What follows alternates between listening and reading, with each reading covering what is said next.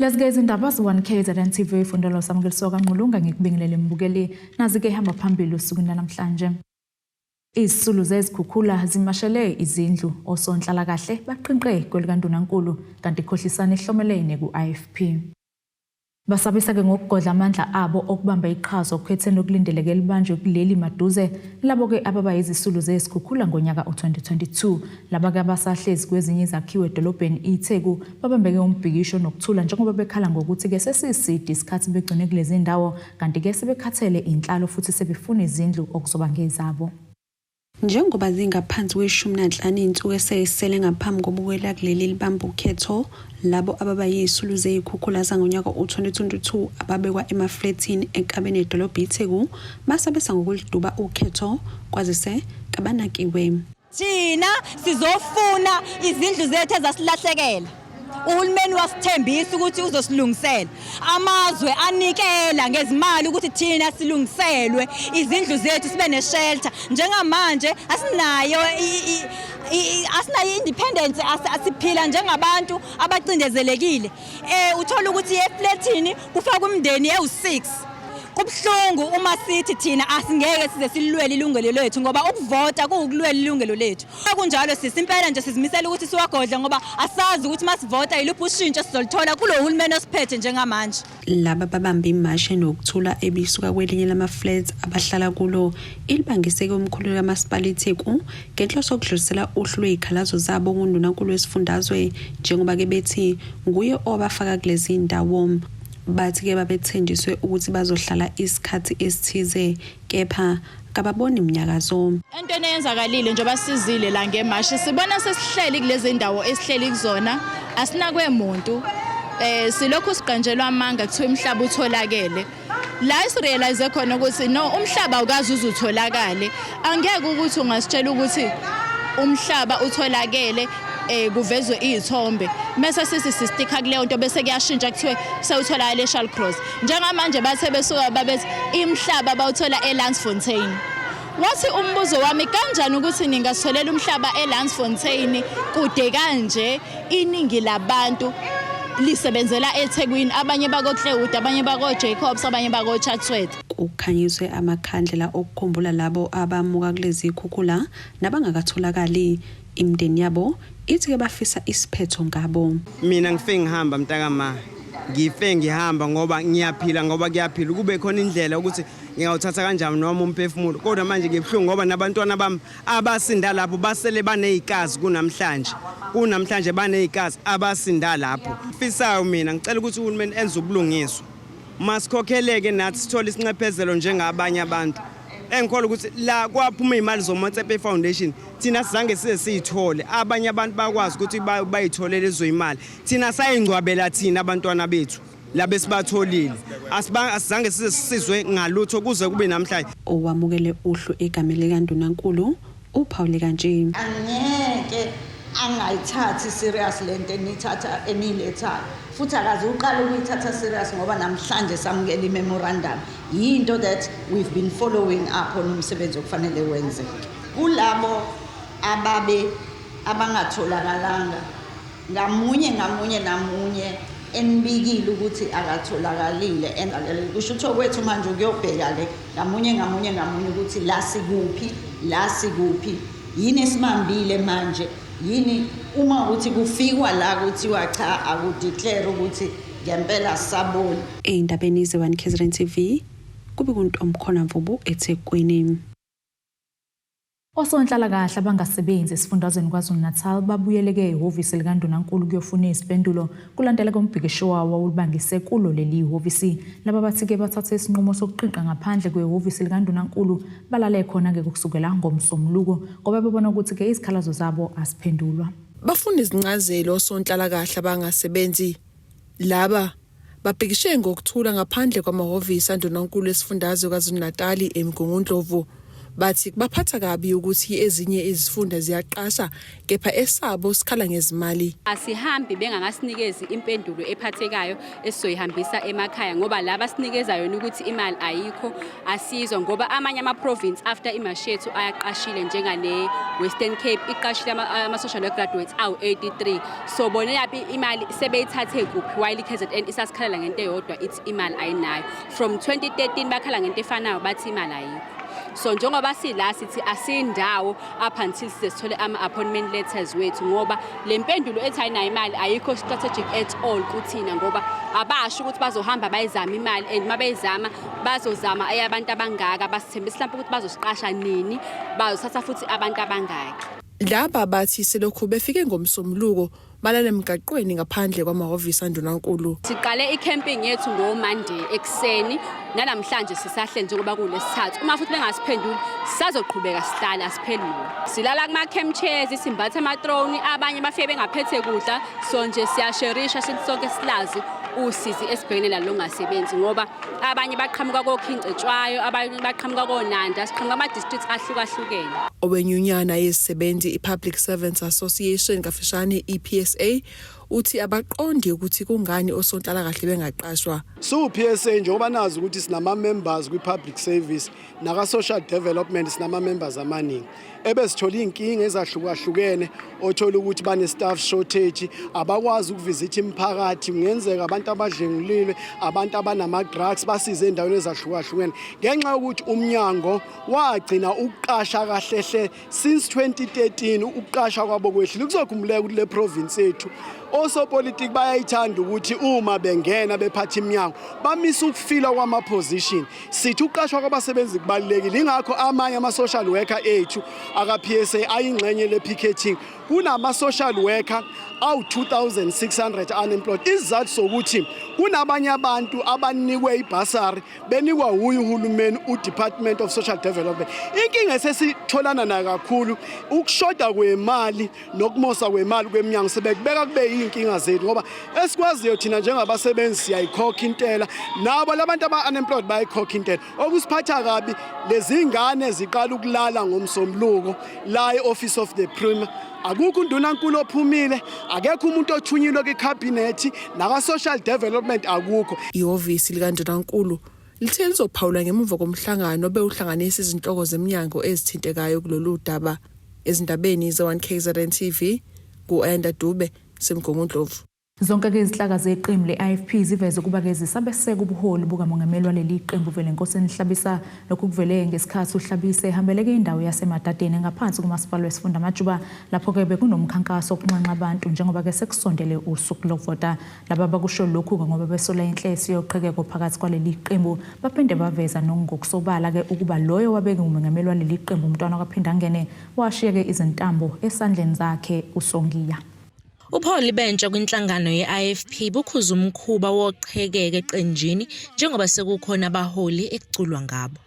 Mhlasimbe umuntu esezohlala phansi Bulawayo siyafisa nje ukukuthembisa ukuthi ezabantu abasha be-IFP Youth Brigade sisemva kwakho umntwana lapha washiya khona sizoma khona.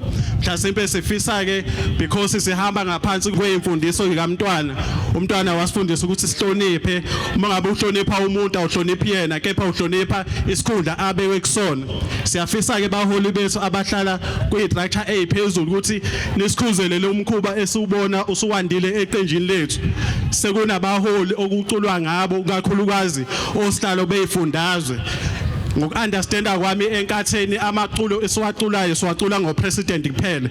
Siyafisa ke abaholi bethu ukuthi besikhuzele lo mhlola ngoba ngelinye ilanga kuyoculwa ngoGumede ngelinye ilanga kuyoculwa ngobani kusho ukuthi i-direction yeqembu sibona sengathi iyaphuma kutshani. Kanjalo nabesifazane baveza ukuba bayabuseka ubuholi bukaSongiya njengoba umntwana kaphinda ngene ashiya kuyizintambo. Ngithi thina njengombutho wabesifazane mhlonishwa umengameli silabo besifazane abamile abasemva kwakho. Thina njengabantu besifazane sithi mhlonishwa umengameli siyokweseka futhi siyakweseka nayizolo besikweseka namhlanje siyakweseka sithi nakusasa so besikweseka. Kunjalo bantu besifazane thina abantu besifazane beqembu lenkatha siyahlonipha siyawuthatha futhi umyalelo sawuthatha umyalelo womntwana wakaphinda angene ngamhla ethi sihole ngotsha. Kanti unobhala jikelele weqembu le-IFP uAlbert Mncwango uthi iqembu lenkatha abazovuma ukuba liphenduke umhlambi kaZelusile. Uma ingekho idiscipline eqenjini noma kuphi nasemndenini uma ingekho idiscipline ekhaya kuumhlambi kaZelusile lo mzawukho. Kanjalo nasenkatheni siqaphele ukuthi inkathi ingaphenduka umhlambi kaZelusile. Angeke ukuthi umnumzane esekhaya kwaziwa ukuthi usekhaya ingane engabibikho. Angeke kwenzeke lokho bese kuthuleka nje. Kuthuleke nje. Bo comrade zonke izikhundla esiziphethe kungabe kwamasipala kungabe kuseqenjini akuzone zethu. Hamba ufunda umthetho sisekela akuzone zethu sikhonjwa upresident ngani siziphathele upresident ngemvume yakhe wakuvumela ukuthi ume esicotsheni waba ikhansela lamahlombo hamba wavule eshisa nyama yinkinga ngoba akusisone sakho leso sikhundla. Thobeka Dladla ezindabeni ze1 KZN TV eMadadeni. Iqembu le-MK lihleleke umkhuleko endaweni yakwaXimba. Inhloso yomkhuleko ukuletheka uzinzo ngaphambi kokuba kufike usuku lokhetho oluzoba ngomhla zingama-29 kule nyanga. Lo mkhuleko uhlelwa nje amaqembu amabili epolitiki okuyi-ANC kanye ne-MK ababhekene ngeziqu zamehlo. Kubeke nokuphazamiseka izolo ngesikhathi kuqhubeka izinhlelo zokulungiselela lo mkhuleko kodwa-ke okugcine kuxazululekile. Umusa Mkhize oyinhloko yezinhlelo eqenjini le-MK KwaZulu Natal uthi lo mkhuleko uzobavumela ukuthi bangene emandleni omnotho. Usuku oluhluke kancane kunezinye izinsuku silungiselela ukuyokhululeka ngokomnotho, ukuyokukhululeka ngokwamathuba emisebenzi, ukuyoqinisa inhlaka zobukhosi nabefundisi omama nokuhlukumezeka komphakathi wonkana ikakhulukazi izingane nabesimame ukuthi ake sikhuleke jointly kona wonke amahlelo akhona. Lolu uhlelo lwakhiwe nje abantu bomphakathi nathi samalungu omphakathi sajoyina sila kwaXimba Ward 1 eThekwini Municipality KwaZulu Natal South Africa. Siphinde sizogqugquzelana ukuthi umhla ka-29 suseduze sizikhetheleke thina sirephruthwanga ukuthi sibe umkhonto kanye nabanye abaningi inkumbi ukuthi come mhla ka-29 i-choice is ours. Usuku selifikile ukuthi sikwazi ukukhululeka. Umkhize wachithile amahlebezi athi kukhona umsindo obekhona phakathi kwabalandeli be-MK kanye nabe-ANC ngesikhathi kusahlelwa lo mkhuleko. Bangakahle hle ukuphazamiseka kodwa bekuyindlela yokwazi uku-organizer ngenxa yokuthi abanye abantu akuyona into emenyezeliwe, into ebisuka kubona abantu njengoba ngeke ngachaza into esuke nje kumalungu omphakathi kwabo ukuthi bokujwayelekile abantu bazothi kuyamenyezelwa ayibazi imenyezelwe le abantu nje abayi-organizela omunye watshela omunye through the word of mouth egameni lomkhonto egameni lale South Africa egameni likababa uNxamalala umongameli ukuya phambili phezu kwakho konke ukuthandazela ama-social ills nokuthandazela izikhundla nowabantu abafika la kumkhonto wabezela izikhundla la sinabantu abavolontiyayo abantu okusenhlizweni yabo ukuthi umuntu omnyama ukuyibona abantu abaningi sifikele isikhathi sabo. U30 years is a very long time abantu bengakhululekile, abantu abasha lokho esibala but 13 million abantu abangasebenzi. Sithi isikhathi sesifikile, isikhathi sesiphelile. Umkhonto wesizwe ufika nethembiso, ufika no-action, u-action ukubantu uqobo lwabo kuma-voters. We don't need to concuss anyone, we don't need to say lies to anyone. history has proven itself 30 years with the legal and more promises. Mkhonto wesizwe is the other way around. It's more action and little promises. Kanti ongumgqugquzeli wophiko lwentsha lwe-MK KwaZulu Natali, uLuntu Maqegwana uthi bazoshintsha izinto uma bengena emandleni. Emva kokhetho nje ayikho into eshintshile njengoba sisebenza manje fighting for ama rights of young people. We are saying young people must be in business. We are saying ekungeneni kwababa umsholozi i-free education izobuya. Ekungeneni kwababa umsholozi there will be more job opportunities because umkhonto ulethe inkululeko. Ezindabeni ze1KZN TV ngingosinathi Ngcobo kwaXimba. Asike sithi hulukuqedolo sibesiqhubeka nazo indaba zethu.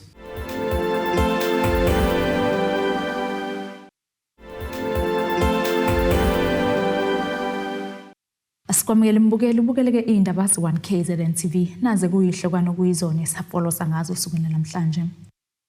Izisulu zezikhukhula zimashele izindlu osonhlala kahle baqinqe kwelikaNdunankulu kanti khohlisana ehlomelene ku-IFP. Ufuna ubulungisa umama wamawele ophucwe elinye lawo ngemuva kokusola ukuthi ke ube imbangelo yokwenda kwaleli elinye ngokusho kukaBusisiwe Cele wasezinqolweni oGinseni nesifundazwe kwaZulu Natal uthi ke usonhlala kaStroy wafika nobaba wezingane zakhe bafike bathatha umntwana ophilayo bathi ulibulele leli linye iwele bathi ke uyiphuzisa isiphuzo esithile baphinde bathi ingane ishawe ugesi yashona uthi ke konke lokhu kungamampunge umntwana kabulawanga ukushawa ugesi kodwa ke ubegula. Ukhala ngokuthi abuzange benziwe ubulungisa umama wamawele ophucwe usonhlala kahle umntwana wakhe wanika ubaba wengane ngokusho kukaBusisiwe Cele wasezinqoleni uthi usonhlala kahle wathatha umntwana wakhe ngemuva kokuzwa amampunge ayekhuluma ubaba womntwana uthi akuzange lwenziwe uphenyo okanye ahambele kubo ukubheka ukuthi lokho kwakushiwo ubaba womntwana kuyiqiniso yini uthi ubaba wezingane akaze afuna ukuba yingxenye yabantwana kusukela bezelwe kanti wayewevuka nezingane zakhe eyedwa. Ngibe nezingane zaphathwa isilonda isithakathi zitheme iphathwa isithakathi le enye yase yadlula emhlabeni medlule emhlabeni ngomsombuluko ngezwe kuthiwa ukufonelwa iphoyisa lithi ngikuphi ngasho ukuthi ngiseyengolweni epolice station lathi sicela mase ngima lapho mase ngiyama mengima kufika umuntu othi ubaba wazi ingane athi uphethe incwadi kuthiwa akazothatha ingane ngibuza ukuthi ingane uyithathelani mase athi kuthiwa mina ingane ngibulele ngogesi ngimese ke mina ngibuza ukuthi ingane sibulele kanjani ngogesi mase lithe elinye iphoyisa asambe siye kuyi social worker phezulu siza ukuthi ithini mesifika ku social worker lengifika lengikhomba ngeminwe emehlweni lithi mina ingane ngibulele ngimese mengibuza ukuthi ngibulele endlelani amese lithi ingane ifele kuthina ezandleni singisidaku ngidaku utshwala singayinakile ube esechaza ukuthi umntwana wakhe ubulewe yini waphinde waveza isitifiketi sokushona esiveza ukuthi umntwana ushone ngokwemvelo. Ngiyaphinda ngiyahamba ngekloni social worker ngiyafika ku social worker ngibuza ngiyamtshela ukuthi mina nayi incwadi ingane bekade iguli inesithakathi ulile ibiphethwe ile isithakathi uthe kusuka lapho ngishuthi angazi kanjani yangakwazi ukuphefumula ya lokho ingafonela iambulance ngo4 ekseni ukuthi ayizolento kwathiwa iambulance isaphumile isaya kwenye indawo kodwa isazofika nangempela yafika itheme ifika yafika ingane isithule like ayikho into ugesi ephansi ngoba izikhona ingane endala ezami ezingawubamba ugesi awukho nje futhi akwazi uhluphe kuthiwa khona into engathi ugesi mhlawumbe ibambekile ingane uthi akufisayo ukuthi umntwana wakhe abuye uthi okumzwisa ubuhlungu kakhulu uthi akuzange kulandelwe imigudu efanele. Bengicela nje ukuthi bangisize umntanami abuye ngoba vele bengivele ekhuliswa yimina futhi ibekade iziguli izingane phambi kwakhe uyise wathi akayena ubaba wezingane uyangithusa manje mase qhamuke ezothatha izingane esezothatha le esele iwele yikho okubhlungu ukuthi mina ade ngibhazalaza nezingane egcineni sekuthiwa ngiphuzisa i-reboost futhi abukho nobufakazi obenziwe ukuthi ingane beyiphuza i-reboost noma beyihlukunyezwa kanjani akekho umuntu okukhulumile lokho mina kuve kwaqhamuka sinje sekuqhamuka incwadi ethi nje ingane futhi mase ngifika lapha ugesi mase egcineni bengiphuzisa i-reboost. Ukhulumela umnyango wezokuthuthukiswa komphakathi esifundazweni Umhlaba memela uthi ngaphambi kokuthi umntwana athathwe kumele kwenziwe uphenyo kutholakala ukuthi umzali womntwana ube nobudedengu kuphinde kuyiwe enkantolo yabantwana ezothatha isinqumo ngomntwana ube eseluleka umama womntwana ukuthi ayofuna abaphathi abakhulu kuyihhovisi losonhlala kahle ezinqoleni ukuze balungise lolu daba wathembisa ukulandelela lo mbiko beniwethule lo Zamando Sicele kwezindaba ze1KZN TV ngisezinqoleni. Abantu abasha bahlomuleke ngeziqu zokubhaka kanye nokupheka bathi ke isizoshintsha impilo yabo laba ke abaqhamuka emiphakathini yahlukene eMgungundlovu bahlabene ke ngethuba lokufunda ngalamakhono bathi ke lokhu sekubasizile bakwazi ukuthola amaphepha okunqonqoza eminyango yahlukene omunye umfundi uthi ke sekwazi ukuqala inkampani yakhe kanti omunye uthi ke usothele umsebenzi laba ke bebefunda ekolishi lokubhaka lenkampani ke iWillow Town. Intsha ehlabene ngamathuba okubhaka kanye nokupheka ithi bisilahlekelwe yithemba njengoba ibisihlale isikhathi eside ingasebenzi. Laba basho kanje bethola izitifiketi zabo zokuphothula ukuqeqeshwa kwabo. Sengihlale 5 years ekhaya. So mengifika la ekhaya bangijoinisa iprogram yabo where I went to in-service training. Ngafika ku-in-service training ngathola umsebenzi. So ekhaya angisezohlala khona emsebenzini uhlala khona. Babona potential kade sikhona ngenxa ye-training yala ekhaya. After high school ngafunda but umsebenzi angutholanga engangufundele. So ngakhetha ukuba culinary student engitholise umsebenzi ekugcineni. Ngingakafunda ekhaya bekuthanda ukuthi kube nzima kakhulu yabo. Sengibona sekunoshintsho olukhulu mina ngiyaqala kahle ukubhaka yabo kodwa ngithe ngifika la ekhaya kwanezinto eziningi engiyifundayo ngakwazi ukuthi ngithole nama customer manje sengiyakwazi ukuthi ngisebenzele phekwe into yami hayi omunye umuntu. Sengihlale kakhulu nami ekhaya ngingasebenzi yabo khona izinto kade ngizenza ngithi ngiyazama ukuhlanganisa kodwa manje ngenze ngendlela mina ngifisa ngayo kodwa ngithe sengiqalile la esikoleni ngaqala ngabona ukuthi impilo siqala ukuthi ishintshe manje. Uhlaba la khekhe bengilibhaka kahle ngathini lonke uhlobo manje singakwazi ukuthi ngizenzele mina.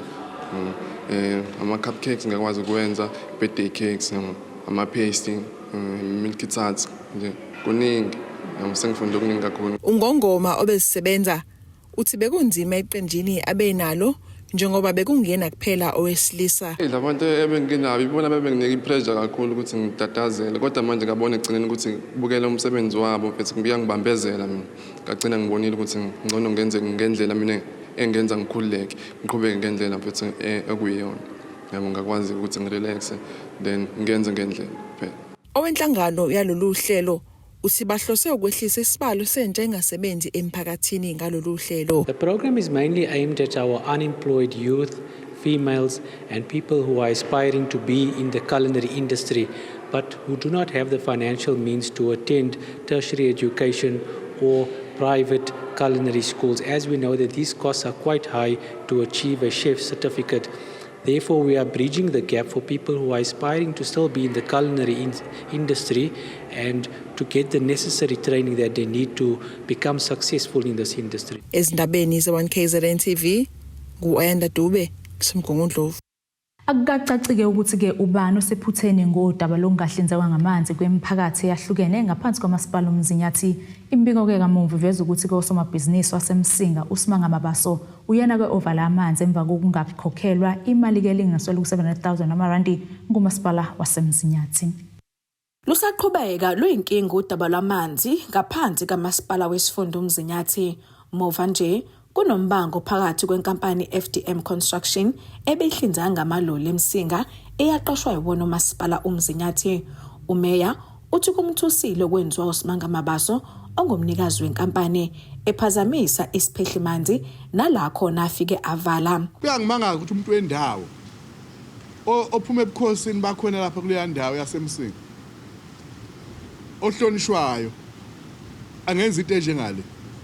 Ngicabanga ukuthi oza kwabo abanye osomabhizinisi abamfundise indlela yokusebenza nokukhulumisana nabantu. Akwenziwa lokho. Angikholwa ukuthi lento ayenzayo uyazi kahle ukuthi isho ukuthini. Uma ngabe ilungu lepolitiki iyomlahlekisa ngamalungu. Ngekho umuntu ongafuna ukulandela umuntu omncisha amanzi. Ethi ufuna futhi kuba lo muntu aphumelele. Ngibona ke imvatelikani yakhe engathi wathatha apha amanzi. Ukuthi aclean kangakanani lawo manzi awafakela abantu.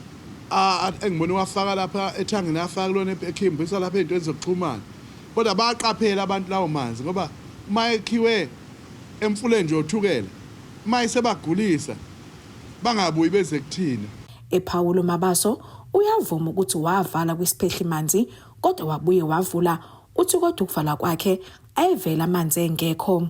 Khona lapho okhiwa khona amanzi awekho vele amanzi ngifika nje evele khona awekho amanzi bese kuphele amaviki amabili amanzi bengenawo nalama vaterkane bekade bewashila ukuthi awathuthe amanzi njengoba bekade kunamaloli nje amabili ami bese ba amanye amabili ebengasawakha amanzi 1 awakhokhelwe kwawona 2 nama ngikhokhelo lawa ke ebekade nenkingi ukuthi bengasakwazi ukuthi umnini waye ekwazi ukwalungisa ngesimo ebekade ebhekene naso kwacaca ukuthi wayena aqobola akwazi ukuthi eqhubeke ukuyovala lapha ya angivalanga ngoba bekade kuukuthi khona amanzi bekade kuukuthi ngizama ukubakhombisa isithombe sokuchawa oba kwethu angithole phela kokwami njengoba ngingasekho emsebenzini ngoba mangikhuluma nabe ebengikhuluma nabe officeini bebengiyisa le nale kungasekho ongilekelelayo ngempela ukuthi ngisizakala kanjani. Eqhubu Mabaso uthi kuba yilungu leMK yikona okuqale kwaveza ukuthi kubanika inkinga abaphathi bomzinyathi. Ngomhla ka23 bekuzofika unqamalala lensinga ezofikela kule ndawo yethu la kubizwa ngoMphelankani. Ngomhla ka20 bese efika ke sethi amaloli akwamabaso lo yimina engabe salayisha amanzi. Ngezathu sokuthi ke uma ngabe ngilandela ukuthi sengingene ngapha kumkhondo. Tsunami ke le efikile njengamanje akekho ngazi. Hayi ke ngamukela lokho ukuthi ngoba ke sekuvaliwe ukuthi angisulayisha amanzi. Akunankinga ngoba la ngene khona kule tsunami angisoli bengakaze ke mhlambe ngicacisa nalokho ukuthi ngibe yiIFP angaze ngibe yiIFP bengiNC ngaphambili. Ungubane uthi bamvulele icala uMabaso emva kokuphazamisa abasebenzi bomkhandlu. Kuteboho Sibisi wezindaba se1KZN TV kuChannel 261 Gisemsinga. Asiphinde futhi isetolo sibe siqhubeka nazo indaba zethu.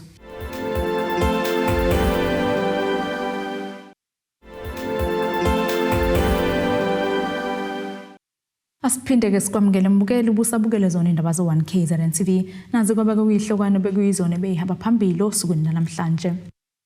Izisulu zezikhukhula zimashele izindlu osonhlala kahle baqinqe kwelikaNdunankulu kanti ikhohlisana ehlomelene kuIFP. Ake sibheke enkosini yezomnotho.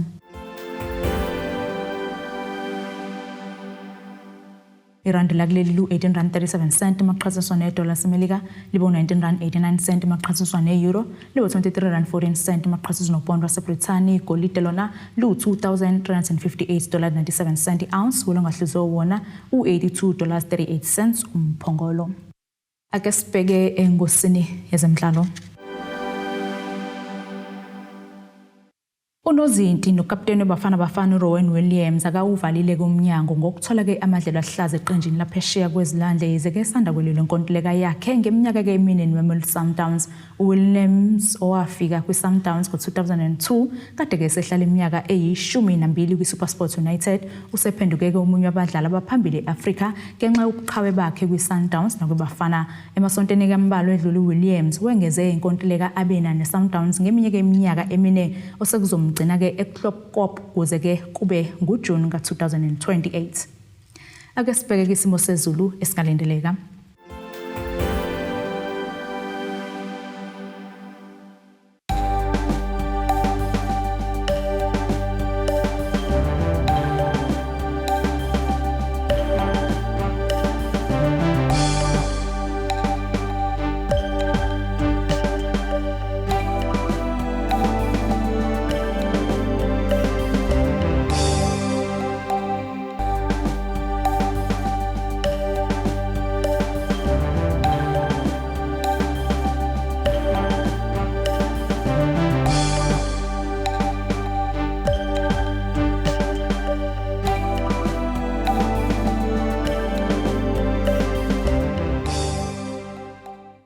Bukeleke ziyaguqa bese kuphathele zona usukwini namhlanje nanawe kahlangane kusasa futhi ngasikhathi esifanayo usale kahle. Abethuli bethu bezindaba baxhaswe iThulis Bayview Bridal ungabashayela kulezi zinombolo ezivelile